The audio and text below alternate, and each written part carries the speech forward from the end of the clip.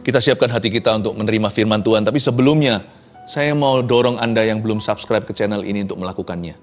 Supaya Anda terus mengikuti kurikulum sorgawi. Jangan lupa juga ditekan tombol notifikasinya, agar supaya setiap kali ada materi yang baru yang bisa menjadi berkat besar dalam kehidupan Anda akan selalu diberitahu. Ya, Tuhan.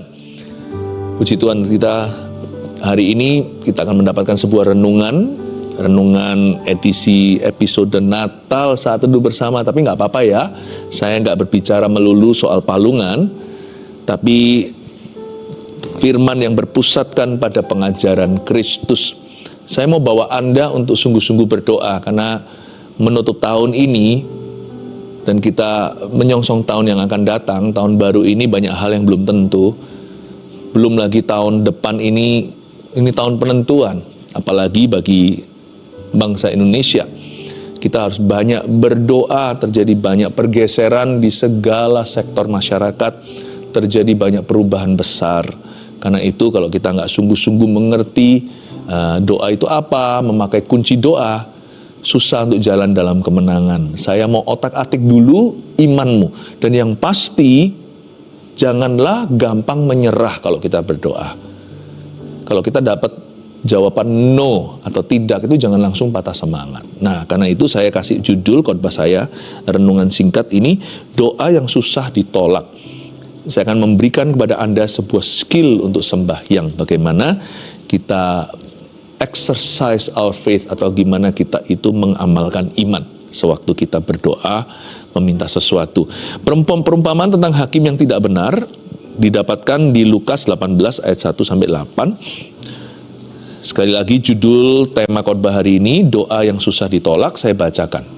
Ayat 1, Yesus mengatakan suatu perumpamaan kepada mereka untuk menegaskan bahwa mereka harus selalu berdoa dengan tidak jemu-jemu. Katanya, dalam sebuah kota ada seorang hakim yang tidak takut akan Allah dan tidak menghormati seorang pun. Dan di kota itu ada seorang janda yang selalu datang kepada hakim itu dan berkata, belalah hakku terhadap lawanku. Beberapa waktu lamanya hakim itu menolak, tapi kemudian ia berkata dalam hatinya, walaupun aku tidak takut akan Allah dan tidak menghormati seorang pun, namun karena janda ini menyusahkan aku, baiklah aku membenarkan dia supaya jangan terus saja ia datang dan akhirnya menyerang aku. Kata Tuhan, camkanlah apa yang dikatakan hakim yang lalim itu. Tidakkah Allah akan membenarkan orang-orang pilihannya yang siang malam berseru kepadanya? Dan adakah ia mengulur-ngulur waktu sebelum menolong mereka? Aku berkata kepadamu, ia akan segera membenarkan mereka. Akan tetapi, jika anak manusia itu datang, adakah ia mendapati iman di bumi? Saya koreksi dulu ya, doa yang salah itu gimana? Doa yang nggak manjur. Doa yang gampang menyerah, belum apa-apa sudah mutung di jalanan, di tengah jalan sudah berhenti. Ada pula orang-orang yang tidak percaya akan doanya sendiri. Jadi setelah dia doa dia ragu, didengar nggak ya, didengar nggak ya. Ada juga orang-orang yang cepat lupa. Aku pernah doakan ini rasanya. Doa itu nggak boleh rasanya. Makanya Yesus berkata di ayat pertama, Yesus mengatakan suatu perumpamaan. Ini pengajaran Yesus Kristus. Tuhan suka pakai ilustrasi supaya gampang dimengerti. Yesus mengatakan suatu perumpamaan kepada mereka. Mereka ini murid-murid Yesus, dan kita murid-muridnya hari ini. Untuk menegaskan bahwa mereka harus selalu berdoa dengan tidak jemu-jemu. Garis bawahi dulu, untuk menegaskan. Perumpamaan Tuhan itu tidak asal-asalan. Kita patut merenungkan. Di dalamnya ada prinsip-prinsip yang baku. Ada yang namanya rigid principles of God. Di dalam hal ini, soal doa, Yesus punya spiritual laws atau punya hukum rohani yang tidak bisa diubah-ubah. Yang pasti doa itu mesti tegas, makanya Yesus mau menegaskan kepada mereka tentang doa. Doa itu mesti tegas, doa itu mesti jelas. Kita tuh harus jelas apa yang kita minta, apa yang tidak kita minta. Janganlah kalau kita setelah berdoa lalu kita lupa. Itu kan seperti orang setelah menyaksikan wajahnya sendiri di cermin, lalu lupa mukanya. Jangan begitu, doa itu nggak boleh pikun. Apa yang kita doakan kita harus ingat, apakah itu sudah atau belum dikabulkan. Tentunya kalau kita berdoa, kita juga harus baca firman, supaya kita ada direksi, ada arahan Tuhan. Kalau salah langsung ketara, Nggak mungkin kan kita berdoa minta suami orang lain atau istri orang lain, karena Alkitab berkata jangan berzina. Yang gitu sudah nggak usah diminta, dipikirkan pun jangan. Diminta percuma, tidak akan diberikan, karena Tuhan berkata kamu minta sesuatu nggak dapat karena yang kamu minta itu demi memuaskan hawa nafsu. Aku tidak akan kabulkan lah yang begitu-begitu. Jadi doa itu harus tahu apa yang kita minta, dan kita harus mengerti dulu kehendak Allah secara basic atau secara mendasar. Apa yang menjadi kehendak Tuhan, apa yang firman Tuhan berkata, jangan. Doa itu nggak boleh asal-asalan, dia harus tegas, dia harus jelas, dan dia harus keras. Doa itu nggak boleh dalam hati gitu tuh. Ya boleh doa dalam hati, apalagi kalau di kerumunan orang banyak, supaya nggak kesannya aneh dan supaya tidak cari perhatian. Tapi maksudnya doa itu kalau bisa keras, kenapa tidak? Makanya orang kalau berdoa itu harus sungguh-sungguh dengan segenap kekuatan. Tidak heran mamanya Samuel, Nabi Samuel perjanjian lama namanya Hana, saking kerasnya, tapi dia nggak mau merusak keheningan bait suci. Makanya dia komat-kamit mulutnya sampai dikira mabuk atau orang gila. Sampai-sampai imam penjaga yaitu Eli berkata, wanita, kenapa kamu sudah mabuk anggur? Tidak, aku lagi sedih dan pedih hatiku. Doa itu gak mungkin bisa disimpan di hati. Apalagi sesuatu yang kita inginkan sekali. Doa itu mesti keras, tidak tentu volume suara. Doa itu dengan segenap ekspresi. Kalau kita mau sesuatu kan nggak mungkin kita berkata dikasih ya oke, nggak dikasih ya nggak apa-apa. Orang anak kecil kalau minta sesuatu ya wah pakai nangis segala. Bukan berarti kita harus merengek-rengek sama Allah, karena Tuhan tidak bisa dimanipulasi. Tapi maksudnya adalah doa itu harus dengan segenap hati, doa harus jujur dengan emosi. Nggak ada yang namanya doa itu yang penting hanya di hati. Dimulai dari hati, tidak berakhir hanya di dalam hati. Doa itu pasti menggedor-gedor pintu. Apalagi kalau sesuatu yang sifatnya darurat seperti keselamatan keluarga kita. Apalagi sesuatu yang sifatnya mendesak pertolongan Allah. Doa itu harus tegas. Makanya di sini Yesus mengatakan suatu perumpamaan untuk menegaskan bahwa mereka harus selalu berdoa dengan tidak jemu-jemu. Saya suka sekali di ayat 1. Di sana ada 3 kata yang sangat melompat di dalam hati saya. Mereka harus, 1 harus, selalu, yang 2 selalu, berdoa dengan tidak jemu-jemu, 3 tidak jemu-jemu. Jadi doa itu terdiri dari harus. Doa itu harus. Hari ini kita kepingin doa atau nggak kepingin doa, kalau kita anak Tuhan, kita mesti berdoa. Doa itu harus, doa itu komitmen. Doa nggak tergantung feeling kita, ngerasa nggak ngerasa hadirat Allah, dijawab atau tidak. Ya, apakah kita sedang happy atau sedang sedih, doa harus jalan. Alangkah baiknya kalau kita doa itu punya fixed time, seperti saat teduh bersama setiap Rabu. Selalu ada waktu yang tetap.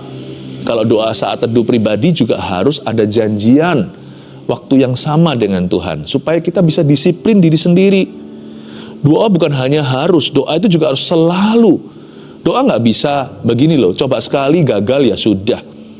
Doa harus berkesinambungan dan tiada berakhir sampai kita mati atau sampai Tuhan datang kembali. Karena doa adalah nafas hidup orang Kristen dan anak-anak Tuhan. Doa itu harus, doa itu selalu, terus menerus, tidak boleh musiman. Kita baru doa kalau ada kebutuhan, tidak boleh. Ada tidak ada kebutuhan yang kita rasakan dan kita sadari, tetaplah berdoa. Lalu doa juga nggak boleh jemu-jemu.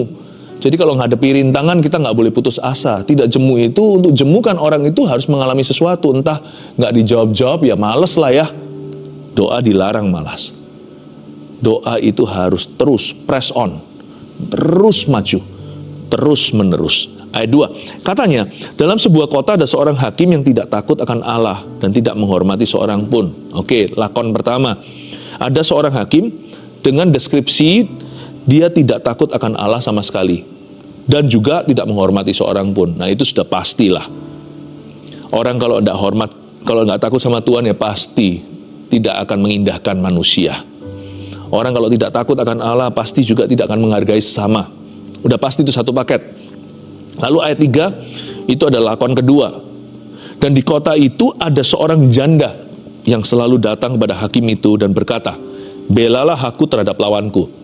Ini perumpamaan ya, ini bukan kejadian sungguhan, tapi bisa saja inspired by true story, bisa saja diinspirasi oleh kejadian beneran. Kan di masyarakat banyak sekali orang-orang lemah yang ditindas.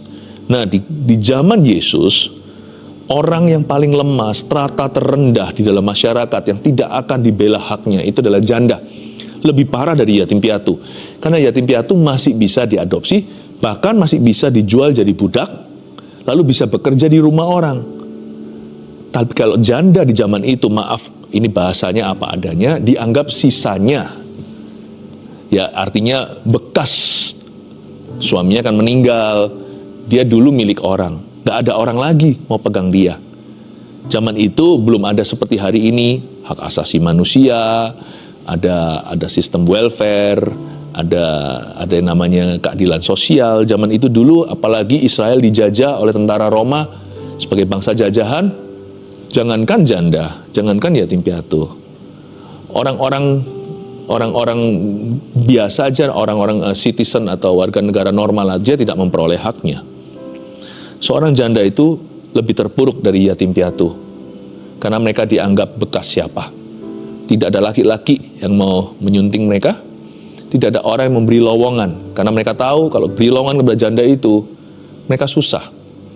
Mereka juga harus pelihara anak-anaknya, dan mereka juga harus memberikan ekstra-ekstra, sedangkan performanya nggak seberapa. Jadi basically pada dasarnya seorang janda itu kasihan sekali. Seorang janda itu sama unda-undi dengan orang kusta, left to die atau dibiarkan untuk mati. Jadi sebenarnya hakim ini tidak mungkin tergerak karena dia nggak punya kasih. Dia tidak ada alasan menolong janda ini. Apalagi hakim ini bukan Yahudi. Kok saya tahu? Karena di dalam custom tradisi orang Yahudi, kalau ada orang mau dibela haknya, tidak datang ke hakim, tapi datang ke tua-tua. Jadi hakim ini pasti yang sudah bekerja sama dengan penjajah, yaitu tentara Roma. Ini adalah hakim juridiksi, ini adalah seorang penegak hukum yang bukan umat pilihan Allah. Dan biasanya mereka tergiur dengan profit dan keuntungan yang mereka bisa dapatkan. Udah semakin pupus lah kalau orang itu sudah cinta money, cinta uang, akar segala kejahatan. Saya mau tunjukkan kemustahilan janda ini untuk dibela haknya. Berarti kita tahu ya, kalau kita mengalami ini, kita mengalami masalah yang membuat kita tak berdaya, berarti ayat ini relevan untuk kita. Kalau kita terpuruk di posisi paling bawah, engkaulah yang Yesus maksudkan dalam perumpamaan ini. Supaya saya tunjukkan tadi panjang lebar, bukan untuk menunjukkan malangnya janda itu, tapi untuk memberi Anda yang merasa dirimu paling malang di dunia sebuah pengharapan baru. Bahwa hakim ini tidak mungkin bela dia aja, akhirnya membela dia. Dia tidak punya kasih, belum lagi dia cinta uang, segala sesuatu dihitung dengan keuntungan. Tidak ada pri kemanusiaan. Ini aja akhirnya dia menolong janda ini, apalagi Tuhan. Kita lihat ayat yang keempat. Beberapa waktu lamanya hakim itu menolak. Tetapi kemudian ia berkata dalam hatinya, walaupun aku tidak takut akan Allah dan tidak menghormati seorang pun, namun karena janda ini menyusahkan aku, baiklah aku membenarkan dia, supaya jangan terus saja ia datang dan akhirnya menyerang aku. Ayat 4 ini, beberapa waktu lamanya hakim itu menolak. Jadi itu yang saya katakan di awal-awal tadi. Kalau Anda mendapatkan jawaban tidak, bukannya dikabulkan malah ditolak, jangan putus asa. Karena Anda tidak menghadapi hakim lalim, tapi Anda menghadapi Bapak yang baik. Jadi penolakan, tanda kutip, penolakan Tuhan itu bukanlah kiamat. Saya malah justru kita harus GR, kita harus percaya diri dulu dalam doa kita. Lebih tepatnya percaya Tuhan. Jikalau Tuhan pada akhirnya pun berkata tidak pada doamu, itu berarti ada sesuatu yang lebih baik yang Dia sediakan. Jadi sebenarnya Bapak yang baik tidak akan berkata tidak. Karena doa yang sungguh-sungguh susah ditolak. Apalagi kalau bukan Tuhan yang berkata tidak, ya jangan menyerahlah. Apalagi kalau tidaknya itu dari setan yang menghalangi atau merintangi, ya lawan dengan imanmu yang teguh. Dan kalau tidak tersebut adalah dari keadaanmu, situasi kondisi yang seolah-olah tidak berubah dan menekanmu, janganlah give up. Jangan lemparkan handuk putihmu. Sebab kata tidak dari keadaan, apalagi dari musuh-musuhmu, dari iblis dan kuasa kegelapan itu bukan akhir segala sesuatu. Justru bawalah segala sesuatu ke dalam doa kepada Bapamu yang baik, Hakim yang adil itu. Sekali lagi saya ulangi, sekalipun jikalau pada akhirnya Tuhan menolak doamu, itu bukan Tuhan menolak dirimu. Kalau Tuhan menolak permintaanmu, pada akhirnya setelah Anda ngotot gimana, sungguh-sungguh, sekalipun Anda klaim-klaim firman semua yang Anda tahu, kalau Tuhan berkata tidak, carilah iyanya, karena tidak Tuhan di sini itu berarti iya di tempat yang lain. Kalau Tuhan tutup pintu, berarti Tuhan buka pintu yang satunya lagi. Jadi di dalam Tuhan itu tidak ada kata tidak sebenarnya. Orang berkata begini, doa itu bisa dijawab 3 macam. Iya, tidak, atau tunggu. Kalau tunggu ya nantikanlah. Kalau iya ya puji Tuhan. Tapi kalau tidak, tanyalah. Kalau bukan kehendakku, tapi kehendakmu yang jadi, lalu tanyalah begini, apakah kehendakmu itu? Kalau tidak bagi aku sekarang, apakah iyanya bagi Tuhan? Tolong beritahukan. Nanti kan kita jadi, Paulus itu mau memberitakan Injil ke Asia, ke Bitinia, ditolak-tolak, dihalangi, tiada lain. Oleh Roh Kudus sendiri. Kalau dia dihalangi oleh roh jahat, dia bisa ikat itu. Tapi dia dihalangi oleh Roh Kudus berkata, no, tidak. Tapi gara-gara itu, dia dibawa ke Filipi. Kita tahu ada gereja yang luar biasa di sana, orang di penjara, diselamatkan. Terjadi gempa bumi di tahanan. Kita tahu cerita mujizat itu. Itu gara-gara Tuhan menolaknya pergi ke suatu tempat. Tuhan arahkan dia ke tempat yang lain. Bukan ke provinsi Asia, justru ke Makedonia. Wah, luar biasa. Jadi jangan sampai Anda itu marah atau kecewa kalau Tuhan seolah-olah menolakmu. Tetapi kalau itu hanya keadaan, lawan. Kalau itu setan, lawan dia dengan iman yang teguh. Jadi janganlah doa itu gampang untuk putus asa. Lalu di sini dikatakan, ayat yang keempat, B, tetapi kemudian ia berkata dalam hatinya. Coba dengarkan apa yang dikatakan dalam hati Hakim yang lalim itu. Walaupun aku tidak takut akan Allah dan tidak menghormati seorang pun, namun karena janda ini menyusahkan aku, lebih baik aku membenarkan dia supaya ia tidak datang dan akhirnya menyerang saya. Ayat ini diulang sama Tuhan Yesus. Di ayat sebelumnya Yesus sudah berkata hakim ini seperti apa. Tapi sekarang Yesus dalam perumpamaan ini menceritakan hakim itu ngomong apa di dalam hatinya. Kan aku ini gak takut sama Allah dan tidak menghormati seorang pun. Yesus gak pernah bertele-tele. Dalam perumpamaan kalau dia ulang informasi yang sama, itu berarti ada penekanan khusus di dalamnya. Di sini ada sebuah penekanan, perhatikan. Tuhan ingin membuat suatu comparison, perbandingan antara hakim yang tidak benar ini dan dirinya. Antara hakim yang lalim ini dengan Bapanya di sorga, yaitu Bapa kita di dalam sorga. Dengan kata lain Tuhan hendak berkata, ya beda lah ya dia sama aku. Bumi dan langit bedanya orang ini dalam perumpamaan ini, si hakim yang lalim, dengan Bapa di dalam sorga yang mendengar doa. Makanya kalau berdoa itu gak boleh naruh rasa curiga sama Tuhan. Tuhan buat head to head, apple to apple, diperbandingkan antara hakim ini, apa yang dia katakan di hati, walaupun aku gak takut akan Allah dan tidak menghormati siapa-siapa, aku akan kabulkan permintaan perempuan ini daripada nanti dia serang aku. Tuhan tidak mengabulkan doa kita karena Tuhan takut sama kita, tapi karena Tuhan sayang kita. Karena Tuhan mengasihi kita, karena Tuhan terbeban. Tuhan membuat perbandingan dalam ayat ini antara hakim ini dengan dirinya. Tuhan ingin kita percaya bahwa Allah kita itu selalu baik.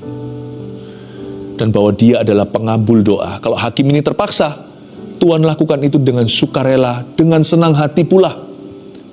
Sudah menjadi tanggung jawabnya Tuhan, seperti seorang ayah. Kalau saya memberi anak saya makan, udah jadi tanggung jawabku. Sukacitaku, udah jadi tugas dan bebanku. Udah selumrahnya, seyogyanya, sepatutnya. Demikian pula Allah hendak berkata kepada anak-anaknya Anda dan saya, sudah seyogya, sepatutnya, selumrahnya, aku mengabulkan doamu. Makanya di ayat yang ke-6, kata Tuhan, camkanlah apa yang dikatakan hakim yang lalim itu. Tidakkah Allah akan membenarkan orang-orang pilihannya yang siang malam berseru kepadanya? Dari situ kita tahu bahwa Allah pasti akan mengabulkan doa kita. Katakan amin. Hanya persisnya pengabulan doa itu wujudnya seperti apa, itu hanya Tuhan yang tahu. Di sini Tuhan suruh kita camkan. Lalu lanjut ayat 7. Tidakkah Allah akan membenarkan orang-orang pilihannya? Dengan kata lain Tuhan berkata gini, tidakkah hakim itu, jikalau Allah adalah hakimnya, tidakkah Allah akan membela hak janda itu? Tidakkah Allah akan memperjuangkan perkaranya? Pertanyaannya, karena kita tidak tahu kasus janda itu persisnya apa, sekalipun kita tahu, kita juga nggak tahu persisnya gimana caranya Tuhan akan membela janda itu. Nah, itu di ranah kedaulatan Allah. Makanya itu jangan marah kalau doa kita nggak dijawab persis seperti yang kita minta. Kadang-kadang diberikan persis yang kita mau dan persis yang kita butuh. Tapi kadang-kadang jalan Tuhan lebih tinggi dari jalan kita, caranya lebih tinggi dari cara kita. Waktunya pun tak sama dengan waktu kita. Persisnya seperti apa Tuhan akan membenarkan orang-orang pilihannya tidak dispesifikasi. Tugas kita hanya ini, siang malam berseru kepadanya, doa itu mesti sungguh-sungguh. Dan adakah ia mengulur-ngulur waktu sebelum menolong mereka? Izinkan saya mengkoreksi cara pandang kita yang salah tentang Allah dan kesalahpahaman besar terhadap karakternya. Kita itu selalu curiga Tuhan itu lelet kalau menjawab doa. Selalu telat alias terlambat. Gini ya. Kalau kita aja nggak bisa toleransi dengan orang yang tidak tepat waktu, janjian setengah jam kemudian baru muncul, padahal udah sepakat. Apalagi yang suka molornya itu hingga 1 jam atau berjam-jam. Kita aja nggak suka hati. Kita nganggap orang ini orang nggak bertanggung jawab, orang ini nggak dewasa, orang ini nggak menghormati orang lain. Masa Tuhan itu punya character flaws? Masa Tuhan itu punya cacat karakter? Itu kan nggak mungkin ya. Jadi udahlah, nggak usah curiga yang gituan, itu nggak berbasis. Karena punctuality is God's character. Yang namanya tepat waktu itu karakter ilahi. Kalau nggak percaya, orang kalau diubahkan sama Tuhan, yang dulu suka tidak menghargai waktu alias menyia-nyiakan kesempatan. Lihat ya, orang itu akhirnya berdoa begini, ajar kami Tuhan menghitung hari-hari, agar kami beroleh hati bijaksana. Pastilah salah satu buah roh sekalipun tidak ditulis ketepatan waktu, tapi buah-buah roh semua di sana itu tentang kebaikan, kesetiaan, semuanya itu pasti di dalamnya termasuk ada unsur tepat waktunya. Kita harus tahu bahwa Tuhan itu punctual. Dalam bahasa Inggrisnya Tuhan itu tepat waktu. Jadi kalau doa kita dijawabnya nggak sesuai waktu kita, bukan Tuhan yang telat. Kita yang tergesa-gesa, kita yang terburu-buru. Dan kalau dijawabnya itu seperti lebih early, lebih dini daripada yang kita kira, ya berarti kita yang lelet, kita yang suka terlambat. Pokoknya Tuhan yang betul, kita yang salah, gitu aja. Saya ngomong begini bukan ini ya, bukan sebagai memaksakan sebuah teori, bukan. Hai manusia dan hai anak manusia seperti Anda dan saya. Siapa kita? Kita itu kritiki Allah. Tuhan yang lebih tahu, Allah yang lebih mengerti. Jadi kalau dia terkesan early, kalau dia terkesan dini menjawabnya, "Loh, aku belum siap loh Tuhan." Ya berarti kita yang harus introspeksi. Ingat ya, di Perjanjian Baru murid-murid berdoa untuk kelepasan Petrus dari penjara, dilepaskan mereka masih sembahyang. Sampai-sampai nggak percaya kalau di depan itu adalah gembala mereka. yaitu Rasul Petrus. Ya kita harus introspeksi. Mungkin kita kurang percaya, kita kurang gercep lah, kurang gerak cepat dalam menangkap jawaban doa. Tapi kadang-kadang kita merasa, Tuhan, kenapa engkau tidak datang-datang? 4 hari terlambat. Gara-gara itu di-upgrade kan, mujizatnya harusnya kesembuhan, tapi Lazarus dibangkitkan. Kematian orang mati diberikan. Tuhan itu selalu punctual. Jadi saya nggak pernah worry. Kalau saya berdoa sungguh-sungguh, posisi saya, peran saya, porsi saya hanyalah berseru siang dan malam itu. Waktunya urusan Tuhan. I trust that He's punctual. Saya percaya Dia itu tepat waktu. Aku berkata kepadamu, ayat 8, Ia akan segera membenarkan mereka. Akan tetapi jika anak manusia itu datang, adakah ia mendapati iman di bumi? Garis bawahi, adakah ia mendapati iman di bumi? Iman di sini apa sih? Percaya. Iman itu bukan sekedar percaya. Kalau kita ayat ini ditaruh di atas maka sekedar percaya. Tapi ayat ini ditaruh di ayat 8. Ayat penghabisan dari satu perumpamaan. Kalau kita baca dari ayat 1 sampai ke 7, kita tahu iman seperti apa yang Yesus maksudkan. Ini iman yang tidak pelin-pelan. Kalau sekali itu ya itu, nggak gampang lupa gitu loh. Tadi doa apa? Doa itu nggak boleh latah. Semua didoakan seperti pujasera. Lalu habis itu lupa tadi makan apa. Orang kalau doanya hanya begitu, itu berarti nggak serius dia. Itu berarti hal itu dia tidak inginkan sungguh-sungguh. Sebab orang kalau menginginkan sesuatu, itu seperti satu breed atau satu jenis anjing namanya pitbull. Kalau dia gigit, dia nggak lepas-lepaskan. Dipentungin pun, disiram air panas, dia nggak lepaskan. Doa itu harus begitu, sekali gigit nggak lepas. Terus gitu, nggak boleh pelin-pelan. Nggak boleh pindah-pindah, lompat-lompat, hit and run. Tidak boleh tabrak lari, itu nggak boleh. Dan doa juga bukanlah ajang coba-coba. Cobalah, nggak bisa, coba ini. Nggak, pakai cara alternatif. Atau pergi ke orang pintar, atau pergi ke mencari orang sakti, kuasa gelap. Nggak boleh gitu. Doa itu mesti fokus. Doa itu harus fokus ke Kristus. Oke, doa yang susah ditolak jadi yang seperti apa deskripsinya dalam saya rangkumkan ya apa yang kita telah pelajari sampai ayat 8. Doa seperti ini. Pertama, berdoa dengan tidak jemu hingga terjadi sesuatu. Saya tulis di sana tidak hingga terjadi sesuatu, maksudnya nggak tentu sesuatu itu persis sesuai dengan keinginanmu. Tapi orang kalau berdoa, pasti terjadi sesuatu. Nah, pertanyaannya terjadi apa? Terkadang terjadi sesuai aplikasi. Tapi kadang-kadang terjadi di luar dugaan kita. Pokoknya yang pasti, berdoa pasti terjadi sesuatu. Karena Alkitab mengatakan, ini dari mulut Yesus, barang siapa minta, ia akan mendapat. Barang siapa mencari, dia akan menemukan. Yang mengetuk, pintu pasti dibukakan. Kalau kita nggak dapat ya karena kita nggak minta. Yakobus ngomong begitu kan, kamu tidak dapat karena kamu tidak minta, kamu tidak berdoa. Meskipun tidak berarti doa selalu dapat yang kau inginkan, kalau itu memuaskan hawa nafsu saja. Tetapi kamu tidak mendapat, kamu tidak memperoleh karena kamu tidak berdoa. Jadi saya yakin satu hal, kalau kita tidak jemu doanya, pasti terjadi sesuatu. Semoga terjadi sesuai dengan yang kita harapkan. Tapi kalau tidak, God knows better. Tuhan lebih tahu. Yang pasti, pokoknya yang pasti ini tidak perlu ragu lagi adalah kalau kita berdoa dengan tidak jemu, pasti terjadi sesuatu. Singkatnya saya pernah sekali mendoakan seorang ibu tua agar dia sembuh dari stroke dan lumpuh di kursi rodanya. Setelah saya doa 2 jam, sampai ibu itu merasa sudah anak muda. Itu waktu saya masih belum dewasa iman, saya masih lahir baru. Sehingga seluruh keluarganya pun turut terbeban. Sembuh? Tidak. Tapi gara-gara saya doa itu, anaknya yang gak pernah berdoa, kepenuhan Roh Kudus. Mamanya gak sembuh. Gara-gara saya doa itu, cucunya bertobat. Lihat orang Kristen kok sungguh-sungguh ya mendoakan orang sakit yang bukan siapa-siapa. Itu juga bukan keluarganya. Dia terharu.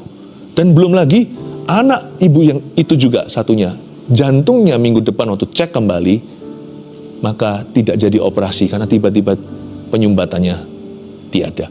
Kok bisa ya? Saya nggak tahu semua itu sampai tahun-tahun ke depan ketika saya diberitahu efek samping daripada doa saya.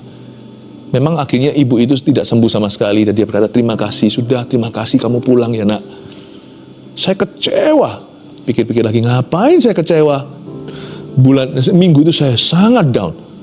Ternyata saya pelajari ini, kalau kita doa dengan tidak jemu, pasti terjadi sesuatu, sekalipun kadang-kadang tidak sesuai dengan harapan kita. 2, berdoa dengan karakter Allah, bahwa Tuhan itu baik. Berdoa itu nggak boleh buta. Tuhan nggak suka orang yang buta doanya. Peta boleh buta, peta buta. Tapi doa tidak boleh buta. Berdoa dengan karakter Allah. Taruh karakter Allah itu di depanmu seperti kelinci yang lihat wortel. Itu bukan jawaban doa yang harus ada di hadapan. Yang harus Anda letakkan persis di depanmu. Front view. Pemandangan depanmu itu hanya adalah karakter Tuhan. Bahwa Tuhan itu baik. Dan dia itu pengabul doa. Anda harus yakin. Karena itu motivasi iman kita. 3, berdoa dengan iman yang tidak pelin-pelan atas janji Tuhan. Kalau Anda sudah peroleh satu janji, pegang itu sungguh-sungguh seperti pitbulls tadi. Sekali gigit, gigit terus. Jangan dilepas. Sampai kejadian. Amin.